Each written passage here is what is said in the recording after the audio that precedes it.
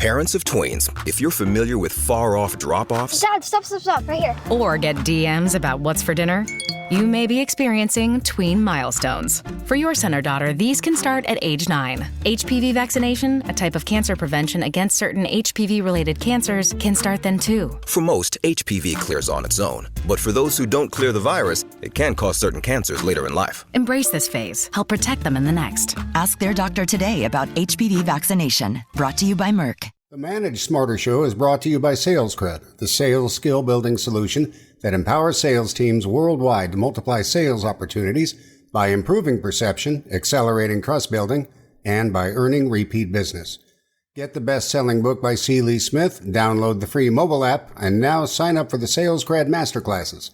Book your session now at salescred.com. Welcome to the Manage Smarter podcast with hosts C. Lee Smith and Audrey Strong. We're glad you're here for discussions on new ways to manage smarter, hire, develop, and retain talent, improve results, and propel team performance to new heights. This is the Manage Smarter podcast. You know, Lee, one of the things we talked about in the show is, managing the sales pipeline and sales funnel. And our guest today has some new takes on that. And by the way, I love the name of his book, don't you? Oh, I absolutely do. I think it's fantastic. So, about igniting the sales process and the pipeline and everything like that. And one of the things that I like that we're going to talk about today is the role of assumptions. And I'm reminded of the old movie Stripes, and when Harold Ramis was in front of the class and he's teaching language to the immigrants, and he writes up on the board the word assume. And that's when he talks about when you assume, you make an ass out of you and me. And so that's what assumptions can do during the sales process. And we're going to touch on some of that today. Yes. So welcome to Manage Smarter, everyone. I'm Audrey Strong, the Vice President of Communications here at Sales Fuel. And I'm C. Lee Smith. I'm the CEO of Sales Fuel. So Steve Gielda is our guest today, co-founder of Ignite Selling and author of, again, I love the title, Ignite Your Sales Strategies, a field guide to accelerating the pipeline. It's an Amazon top 10 sales book that helps sales teams be able to think and act strategically, construct a seamless sales pipeline process, understand the buying factors for each specific sale, and proactively manage the key influencers, and also get a competitive snapshot all at the same time.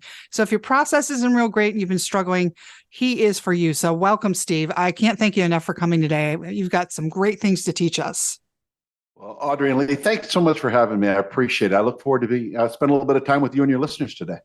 Sounds good. So Lee, you take the helm here with the questions. Yeah, well, I've got the first question here, and we're going to talk a little bit about sales pipeline management. But I think where it really shows itself is not when you've got an established product and you know how to sell it, and you've got your process down. Everybody knows where they're supposed to be, what they're supposed to do.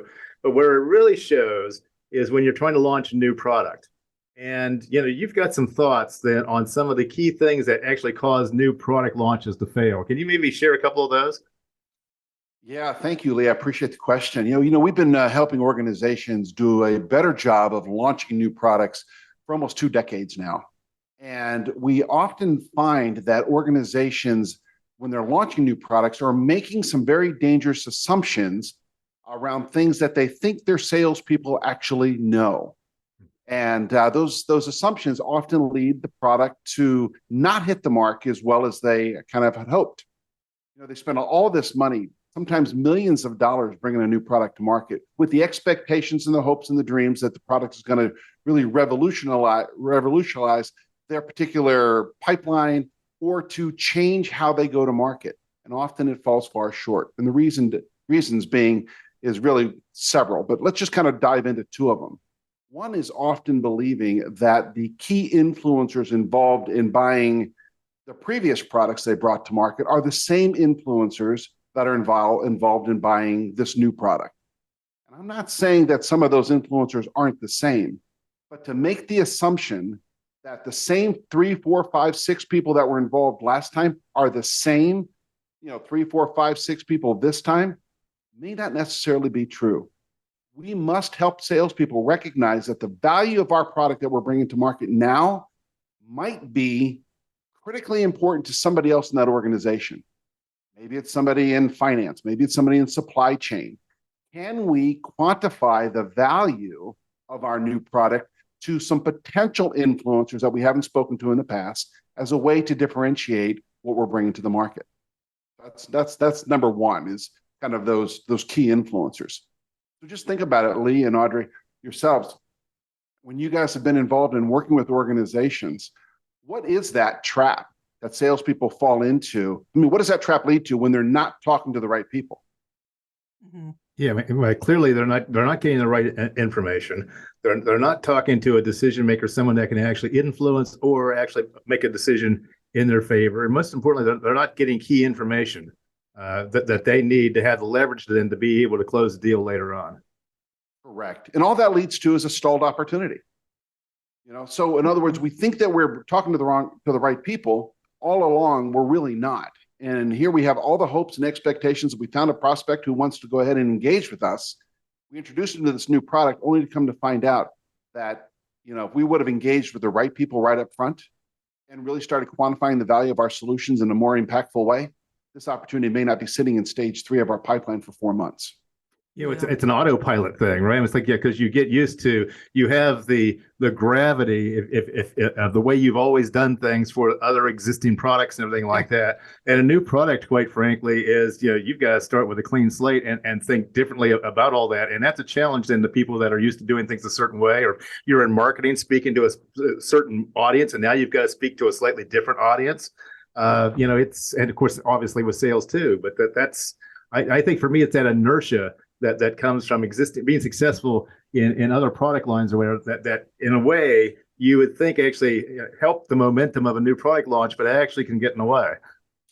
Lee, I love that statement. We did a little bit of research, and we come to find out that we were looking at the data. We were wondering, do newer sales representatives or more experienced sales representative make more assumptions? Our research shows that the more experienced the salesperson, the more assumptions that they make. And it goes right back to what you just said there, Lee. It's because of that inertia. I've been doing this for a long time, and I've got to do my job. If I've been working in the same account for the last 7 years, I'm the account manager. I own this account. You can't tell me I don't know who's going to be involved in this decision-making process. I know, because I've been working this account for the last 7 years. All of a sudden, they come to find out. We often ask a question: who's your competition speaking to that you're not? Mm-hmm. It's a good question. If you can't answer that question, you're probably finding yourself, you might be at risk. What's the other factor you were going to tell us? Yeah, what's number 2? Yeah, the second one is making the assumptions that the decision criteria that they were using to compare you against the competition, or the criteria that they were using to make the decision to move forward, is in fact the same decision criteria that they're using to decide whether or not they want to buy this new product. And in many cases, that number one decision criteria that salespeople assume is the most important is not. They often think that it's price. That the customer's number one decision criteria is price. And if you ask any sales representative, why did you lose your last sale? Yes. Our research says 74% of salespeople believe that the reason they lost their last sale is because of price. But yet, when we go back and talk to their customers, price only falls into the top 3 decision criteria 22% of the time. So when we're sitting back and we're thinking about what are those things that I need to do to bring this new product to market, or how do I better leverage or differentiate myself from the competition? Well, it's all about asking a couple of questions. Number 1, what's the criteria that you're using to compare us against the competition? Listen to the customer. Price will be in there, no doubt. But they're going to say it's things such as ease of use, just-in-time inventory, serviceability, reputation in the market, price. However, now if you ask the 2 other questions, how would you rank that criteria from most important to least important? And then another real important question is how do you perceive my company's ability to meet this criteria compared to the competition? Are we comparatively better in serviceability, equal to, or worse, in your opinion? And because salespeople don't explore that on every sale, they assume that the criteria that they used last time when they won the business is the same criteria this time. It often leads them to either lose the sale or, again, to have that opportunity stall. Or make an overly rosy forecast that they share with their sales manager. Now, if it's a new product, though, just to play devil's advocate, the client, the prospect, may not know the answer to some of those questions if if it's a new product, but you should always ask, is your point, right? Well, I think you bring up a really good point, Audrey. Let's suppose for a moment, let's just kind of carry that example out. Mhm. Let's suppose that when you ask the question, what is the criteria that you're using to make this decision? And the customer kind of says, we really haven't thought about that. Well, what's this opportunity exposed? Well, we have to think that there are some unique capabilities of this new product. And maybe the uniqueness of this new product is the fact that it's extremely easy to use, or it improves the efficiencies of the people using this new product. Well, this is an opportunity. If you know that this is a differentiator between your product and the other products in the market, the other products in the market are not as easy to use, or it doesn't improve efficiencies in the office or in the laboratory as well as it is as you say your competitors do. Here's an opportunity for you to formulate that decision criteria. I see. So now what you're doing is you're creating the critical decision criteria. So, Mr. Customer, sounds like to me some of the criteria that should be really important to you in this decision is wanting to find a partner or a solution that's going to have a product that's going to be easy to use so that you can drive the efficiencies of your staff that you're looking for. Sounds like to me the other criteria that's going to be really important to you is that you partner with a company that has the experience in your industry that can be adaptable and flexibility to change when you do. You agree that you think that's kind of makes good sense? They'll say yes. Do I have that right? Yeah, because the person that is defining the rules of the game has a better chance of winning the game. So it's like if you're letting your competitor define what the rules are and everything like that, it's like, well, advantage them. If you're defining it, advantage. If you're letting the buyer define it, which ultimately they do, it's a push, right? So it just depends on how you show up there. So truly, so true. I mean, one of the unique things about my company here at Ignite Selling is the fact that when we bring training to an organization, we don't use PowerPoint. Everything we do is a simulation, kind of a game board based learning. Well, that's a unique differentiator of my company. So if I'm talking sales training with a company and I know that I'm up against some of the traditional, competitors, I know that they use PowerPoint. I know they use traditional role plays and workbooks. Well, we've kind of done away with all of that. So my job or my sales team's job is to ensure that they bring in this peer-to-peer simulation-based learning as one of the critical criteria that the customer needs to consider when choosing a training partner. Because I know nobody else does it. Yeah, and to that end, over here at Salespeople with our sales cred master classes, what we do is we do group exercises. We don't do, we'll set the table a little bit, and we might use a couple of slides, but the rest of it is one-on-one interviews, it's crowdsourcing, it's group exercises, and everything like that because that creates an environment that's more immersive. It draws people out. You can't have people just sitting in the background, the back of the room or whatever, with their eyes glazing over. Eyes glazed over. It's like with their phones underneath the table, checking their emails or buying something from Amazon. This is PowerPoint slide number 39. Oh my God! It's like been here for 12 minutes. By. Painful. When I was looking at your book, before the show, obviously, it's about accelerating your pipeline. So I'm really curious, about that. As far as what are some of the things that? I actually got two questions. It seems as though that every product that comes out there from a SaaS company or something like that is, we've got technology that will accelerate your pipeline, and then you have AI, and people are talking about that, and that's the new hotness. So in your mind, what is how does technology actually help the acceleration, the velocity of a pipeline? And then what's more important than that? Two great questions. Let's focus on the first one first. How is AI or technology really helping accelerate the pipeline? Well, I think that there's no doubt that we all have to remember that sales is still a human game. Okay. It requires people to engage with people. Mm-hmm. And one of the things that we have found in our experience and our research is the fact that one of the best ways is to ensure that you're talking to the right people about the right things, and you're finding ways to help them be more successful in their business. So it's about asking questions that align your capability to help them be more successful. So when in fact we're doing that, we can prevent opportunities from stalling. Now, where technology really kind of comes into play is that when you have a pipeline process that is clearly articulated by each stage with what we call a set of critical milestones. In other words, critical milestone is a strategic action that, if not taken, puts this opportunity at risk. So it's about, an example might be is that you have developed a proactive strategy to neutralize those detractors. Okay? Smart thing to do somewhere in the sales process. That might be a milestone. So if we have each stage of our pipeline process clearly articulated by a set of milestones, where technology really kind of come into play is it reminds the salespeople that, hey, this milestone has not been done. And oh, by the way, here are 3 things that you can go do to ensure you get this milestone completed in your next sales meeting. So technology really can be a driver around accountability.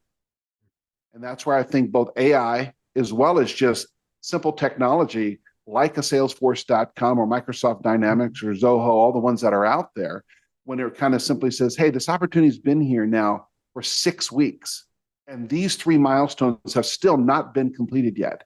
This opportunity is going to continue to stall until these milestones have been completed.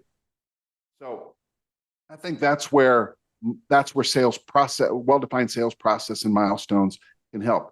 Your second question, Lee, though, simply was something around what else, right? What's more important than technology when accelerating deals through the pipeline? Yeah, I think it comes down to sales management. So I think sales managers probably play one of the most critical roles in driving revenue acceleration. We can be a lone wolf out there and we can have technology, we can have the best processes. But if there's nobody out there really holding me accountable to what's going on here or challenging my critical thinking skills along the way, and I'm merely just checking the boxes that I have done what the milestones and what the sales process says I need to do, it's still not going to be enough. The role of that frontline sales manager to play the role of what we like to call a strategy coach is probably the most critical component to ensuring that opportunities don't stall in the pipeline process. That goes right back to what I started with by saying sales is a human game. Yeah. Couldn't agree more with you on that. Absolutely. We've got a few minutes left. Just igniteselling.com is your website. And, any other nuggets of wisdom you want to give us in the last couple minutes here, Steve? Well, I think that anybody who's in the world of sales today, particularly a more complex sale, it's so critically important that we begin to explore ways that we can help our customers drive urgency to act now. And we do that by making sure that we're talking to the right people, not assuming that we're talking to the right people, that we understand who our competition is speaking to that we're not. We understand the decision criteria that the customer is using other than price in order for us to be successful. And the last one is that we know how to quantify the value of our capabilities. It's no longer just acceptable to understand what the needs and wants are of our customer, but how does solving those problems inside the organization help the client succeed? As a result of solving these problems, Mr. Customer, what business metrics are we moving for you? And I think that if we can help our customers drive urgency and make a change by talking to the right people, understanding the decision criteria that they're using to make the decision, and help them succeed by quantifying the value of our capabilities, we can greatly reduce opportunities of stalling in the pipeline, and we can launch new products more effectively. And so many times the top objective or objection is not price, it's doing nothing. And that's the thing we really got to solve, right? Amen. Amen to that. Amen to that. That's the perfect thing to end on, actually. Thank you, Steve, for coming on the show. We appreciate it. Good stuff. We got your magic sauce now. Everybody go out. Don't skip any steps. Go get the book and get the rest of it. Yeah. Yes. This is just a taste of it. Yeah, they can pick up the book. And anybody who wants to mention this podcast, when they click on that book link on our website at igniteselling.com, they just mention this website. We'll drop a free copy of the book in the mail to them. And they can either choose if they want it electronically or they want a paper copy. I will put that in the show notes as well, sir. Thank you. We appreciate that. It's our pleasure. Thanks for listening. If you enjoyed the show, please rate and recommend on iTunes, Overcast, or wherever you get your podcasts. You can also get more great information at salesfuel.com. This podcast is a part of the C-Suite Radio Network. For more top business podcasts, visit c-suiteradio.com.